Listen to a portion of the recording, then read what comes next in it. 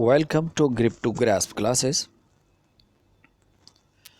Students, हमने active voice और passive voice का सिलसिला शुरू किया था, जिसमें हमने प्रेजेंट इंडेफिनिट टेंस से पैसिव वॉइस कैसे बनाते हैं वो सीखा था। पास्ट इंडेफिनिट टेंस से पैसिव वॉइस कैसे बनाते हैं वो हमने पढ़ा था। आज हम फ्यूचर इंडेफिनिट टेंस से पैसिव वॉइस कैसे बनाते हैं वो पढ़ेंगे। जिन स्टूडेंट्स ने पहले दोनों जो लेसन है उनको नहीं पढ़ा वो उनको पढ़ लें। एक्टिव वॉइस से पैसिव वॉइस बनाने के लिए एक बार फिर आपकी रिवीजन भी हो जाएगी। आपको जिन बातों को जहन में रखना है वो क्या है। एक सेंटेंस के अंदर सब्जेक्ट होता है, वर्ब होता है और ऑब्जेक्ट होता है। एक्टिव वॉइस से जब पैसिव वॉइस बनाते हैं तो जो तब्दीलियां करते हैं, आपको मालूम है कि ऑब्जेक्ट को हम सब्जेक्ट की जगह पे ले जाएंगे। ये सब्जेक्ट की जगह पे चला जाएगा ऑब्जेक्ट, और फिर उसके मुताबिक सेकंड काम जो करना होता है वो हेल्पिंग वर्ब लगाते हैं, और हेल्पिंग वर्ब टेंसेस के मुताबिक आता है। प्रेजेंट इंडेफिनिट टेंस में हमने इज़ एम आर लगाया था, और पास्ट इंडेफिनिट टेंस में वाज वर लगाया था, और आज फ्यूचर इंडेफिनिट टेंस में जो हेल्पिंग वर्ब है वो विल बी लगेगा। तो सबसे पहले क्या काम करेंगे, ऑब्जेक्ट को सब्जेक्ट की जगह पर, उसके बाद हेल्पिंग वर्ब विल भी लगाएंगे, और थर्ड काम जो है वो वर्ब की थर्ड फॉर्म लगेगी। अब यूँ समझ लें कि थर्ड काम जो है ना वो वर्ब की थर्ड फॉर्म ही हर जगह पे आएगा, और उसके बाद बाय लगा के तो जो सब्जेक्ट है उसको ऑब्जेक्ट की जगह पे लगा देते हैं। और ये जो सब्जेक्ट है ये एज ए सब्जेक्ट नहीं बल्कि एज ए ऑब्जेक्ट वहाँ इस्तेमाल होता है। यानी उसकी जो फाइली हालत है, ऑब्जेक्टिव केस है, फाइली हालत वो लगती है, वो बन जाती है। अब आप मिसालों की तरफ आएँ। मैं ख़त लिखूँगा, ये फ्यूचर इंडेफिनिट टेंस का एक्टिव वॉइस का फ़िक्रा है। I shall write a letter, मैं ख़त लिखूँगा। तो सबसे पहले काम हमने क्या करना है, हमें ये जो अ लेटर है ऑब्जेक्ट है, इसको पहले लेके आना है, अ लेटर। इसके बाद हमने विल भी लगा देना है, हेल्पिंग वर्ब। और थर्ड फॉर्म में थर्ड काम क्या करना है, जो वर्ब उसमें इस्तेमाल होगा उसकी थर्ड फॉर्म राइट से रिटर्न। आप जहन में रख लें कि जब थर्ड का लफ्ज़ आए थर्ड जगह पे, तो समझो कि थर्ड जगह पे आपने वर्ब की थर्ड फॉर्म लगानी है। इससे आपको ये याद रहेगा कि थर्ड जगह पे क्या काम करना है, वर्ब की थर्ड फॉर्म होगी। उसके बाद बाय, लास्ट में ये जो सब्जेक्ट है जहाँ जो आई है इसको हम लास्ट में ले जाएंगे, और ये एज ए ऑब्जेक्ट इस्तेमाल होगा। इसकी ऑब्जेक्टिव केस फाइली हालत बन जाएगी। तो आई से मी बन जाएगा। A letter will be written by me, ख़त मुझसे लिखा जाएगा। अब यहाँ आप देख रहे होंगे कि यहाँ आई के साथ तो शल लगा है और नीचे हमने विल भी लगा दिया है। आप सबके साथ विल भी लगा सकते हैं, कोई इशू नहीं है।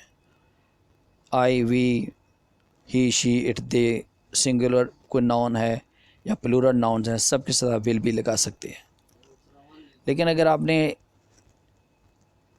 डिफरेंस करना हो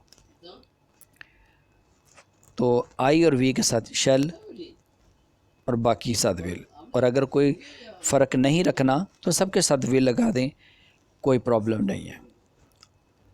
अब बनाने का तरीका नीचे टाइप भी किया है कि मफ़ूल को फ़ाइल की जगह पर ले आएंगे। जैसे लेटर, आ लेटर था वो पहले सब्जेक्ट की जगह पर चला जाएगा, फ़ाइल के तौर पर ले आएंगे। उसके मुताबिक फिर विल बी और शैल भी लगाएंगे। शैल बी आई और वी के साथ शैल बी, और बाकी सब के साथ विल बी। और अगर ये फ़र्क नहीं रखना तो कोई इशू नहीं। और फिर थर्ड जगह पे क्या है, वर्ब की थर्ड फॉर्म, यानी कि तीसरे नंबर पे वर्ब की तीसरी फॉर्म। तो तीसरे से आपको याद आ जाएगा कि तीसरी जगह पे क्या काम करना है, तब्दीली। तीसरी जगह पे क्या काम है, तीसरी फॉर्म। तो तीसरी से तीसरी आपको याद रहेगी। फिर उसके बाद बाय, और जो फ़ाइल होता है, फ़ाइल जो सबसे पहले लगा होता है, जैसे यहाँ आई है तो उसको आप लास्ट में मफूल की जगह पे ले जाएंगे और उससे पहले बाय लगा दिया। अब एक और एग्जांपल देखें। हम पानी पिएंगे, वी शैल ड्रिंक वाटर। हम पानी पिएंगे। तो सबसे पहले काम हमें क्या करना है, हमें जो ऑब्जेक्ट है उसको सब्जेक्ट की जगह पे लेके आना है। तो ऑब्जेक्ट यहाँ क्या है, वाटर। सब्जेक्ट है वी, शैल हेल्पिंग वर्ब है, तो ड्रिंक है वर्ब है। यस, वी है सब्जेक्ट, ड्रिंक वर्ब, और वाटर क्या है, ऑब्जेक्ट। तो सबसे पहले ऑब्जेक्ट को हमने पहले लिखना है वाटर, उसको एज ए सब्जेक्ट ले आएंगे। वाटर पहले आ गया, फिर उसके बाद विल भी आ गया, और थर्ड पे क्या है, वर्ब की थर्ड फॉर्म। ड्रिंक से drink, drank, drunk, third form आ गई। और फिर बाय लग गया, चौथे नंबर पर बाय। और लास्ट में जो सब्जेक्ट होता है उसको ऑब्जेक्ट की जगह पे ले आएंगे, और ऑब्जेक्टिव केस हो जाएगा, वी से अस हो जाएगा। ये पीछे भी हमने पढ़ा है, वी से अस हो जाता है। एक दफ़ा फिर यहाँ रिवाइज कर देते हैं। आई से मी होता है, ऑब्जेक्टिव केस। ही से हिम हो जाता है। शी से हर हो जाता है।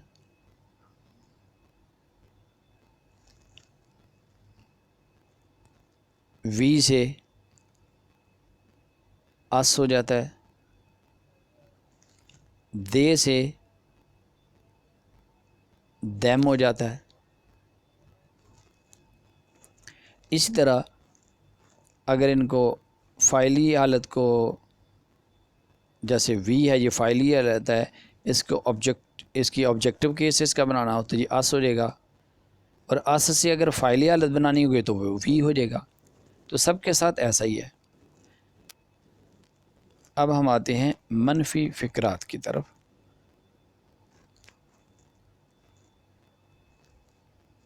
मनफी फ़िक्रात बनाने के लिए विल या शैल के बाद नॉट लगा देते हैं, बाकी तब्दीलियाँ एज इट इज़ करते हैं। ये मिसालों की तरफ आएँ, मिसालों से आपको मज़ीद अच्छी तरह समझ आ जाएगी। हम नाश्ता नहीं करेंगे, हम नाश्ता नहीं करेंगे, ये नेगेटिव सेंटेंस है। और ये चूँकि एक्टिव वॉइस है, we shall not take breakfast. अब ये एक्टिव वॉइस है और इसे हमने पैसिव वॉइस बनाना है, और ये चूँकि नेगेटिव है और पर पैसिव वॉइस भी डेफिनेटली नेगेटिव ही बनेगा। तो पैसिव वॉइस बनाने का जो तरीका है वो आपको ज़हन में होना चाहिए कि हमने सबसे पहले क्या करना है, ऑब्जेक्ट को सब्जेक्ट की जगह पर ले आएँ। ऑब्जेक्ट जहाँ क्या है, ब्रेकफास्ट, किस पर काम हो रहा है, ये ब्रेकफास्ट है। सब्जेक्ट क्या है, वी। ठीक, इसमें वर्ब है, ये जो शैल है ये हेल्पिंग वर्ब है, इसलिए आपको वर्ब को ज़हन में रखना है। वी सब्जेक्ट है, टेक वर्ब है, और ब्रेकफास्ट ऑब्जेक्ट। तो ब्रेकफास्ट पहले आ जाएगा, ब्रेकफास्ट। और उसके बाद हम जो कि विल भी लगाते थे, और यहाँ विल नॉट बी, विल और बी के सेंटर में दरमियान में हमने नॉट लगा देना है। यानी दूसरा काम क्या हम करते थे, हेल्पिंग वर्ब लगा देते थे, विल बी हेल्पिंग वर्ब है, इनके दरमियान में नॉट लगा दिया। और तीसरा काम वर्ब की थर्ड फॉर्म टेक से टेकन, और चौथा बाय, और लास्ट पर जो सब्जेक्ट है उसकी ऑब्जेक्टिव केस में उसको हम लिख देंगे, वी से अस हो जाएगा। Breakfast will not be taken by us. मैं तकरीर नहीं करूँगा, अगली एग्जांपल है I shall not make a speech भी आता है, स्पीक द स्पीच भी है, मेक अ स्पीक, जो भी आपको इजी लगे। मैं तकरीर नहीं करूँगा, I shall not speak a speech. और अगर आपको ये स्पीक थोड़ा डिफरेंट लग रहा है, मुश्किल लग रहा है, तो आप यहाँ मेक लगा लें, I shall not make the speech. अब इसमें ऑब्जेक्ट क्या है, सबसे पहले हमने उसको लगाना है। ऑब्जेक्ट है द स्पीच, ये सब्जेक्ट की जगह पे चली आएगी, द स्पीच। फिर विल नॉट बी, स्पीक से स्पोकन थर्ड फॉर्म आ जाएगी। और अगर मेक लगाया होगा तो मेक से मेड आ जाएगा। अगर आपने यहाँ वर्ब मेक यूज़ करना है तो मेक से थर्ड फॉर्म मेड आ जाएगी।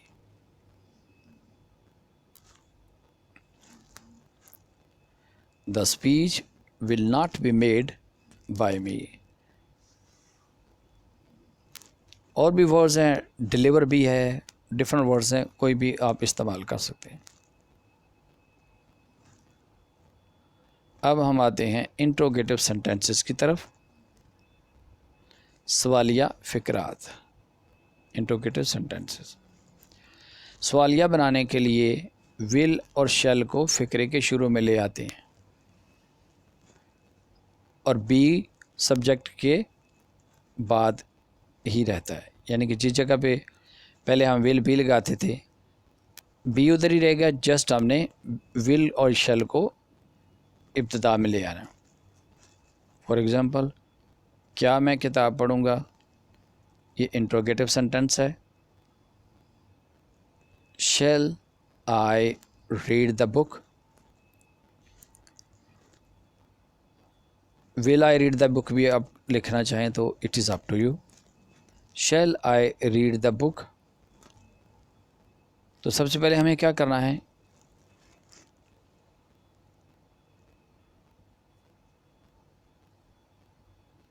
ऑब्जेक्ट को चुंगे लगाते थे और ऑब्जेक्ट के मुताबिक हमें अब क्या करना है, सबसे पहले अब विल या शैल को लगाना है। द बुक, विल पहले लग जाएगा, फिर द बुक, बी उधर ही रहेगा सेकंड जगह पर ही, और फिर रीड से रीड, रेड रेड, स्पेलिंग यही है, सिर्फ बोलने में फ़र्क है।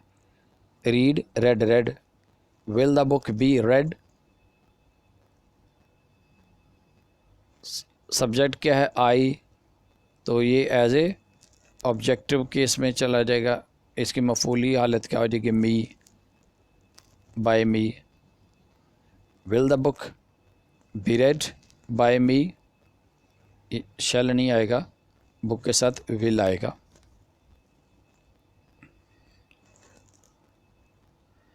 क्या मैं पर्चा हल करूँगा, शैल आई सॉल्व द पेपर।